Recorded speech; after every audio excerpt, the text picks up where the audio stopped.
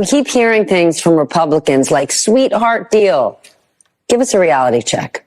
This is not some sweetheart deal. Well, I don't think it was a sweetheart deal. There's no indication that he's getting a special or a sweetheart deal. So is this a sweetheart deal? No, it's not. So it does not appear that this is a sweetheart deal. The idea of throwing around these terms about slap on the wrist and probation, traffic ticket, it's just not accurate. They focus on this and say, oh my God, two-tier standard of justice. He got a sweetheart deal. And you're like, guys, I mean, you just sound like morons. Make sure that the American people understand that he's not being treated better or worse. I've seen no reason to think he had any reason to tilt the field in favor of Hunter Biden. That there was no home state favoritism here in Delaware.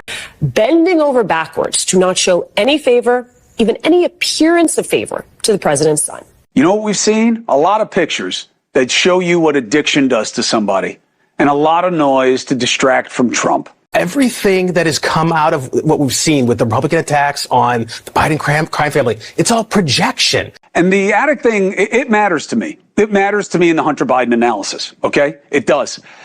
This guy is not acting just as some wily, crafty guy who's trying to get away with things. America can identify with kids who are addicted, who make bad mistakes. Hunter Biden made some very poor decisions in recent years, but he has not been charged criminally. There's been nothing has been found to be illegal with those poor decisions. They can't name one crime that was committed. He committed no crime with the gun. If this wasn't Hunter Biden, it is likely he wouldn't have been prosecuted at all.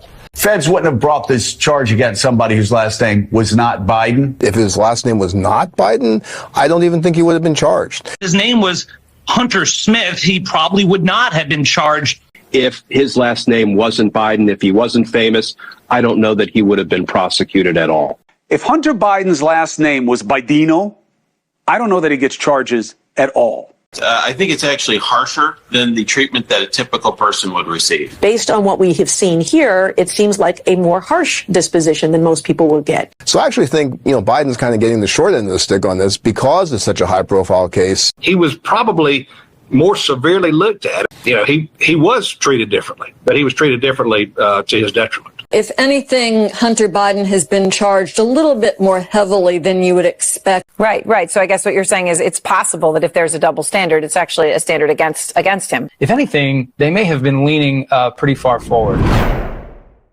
Daily Caller Patriots have access to thousands of exclusive articles and interviews, including with such great people as Tucker Carlson, Megyn Kelly, Candace Owens, Donald Trump Jr. It's time to ditch the corporate narratives and the media spin. You deserve so much better. Become a Daily Caller Patriot today.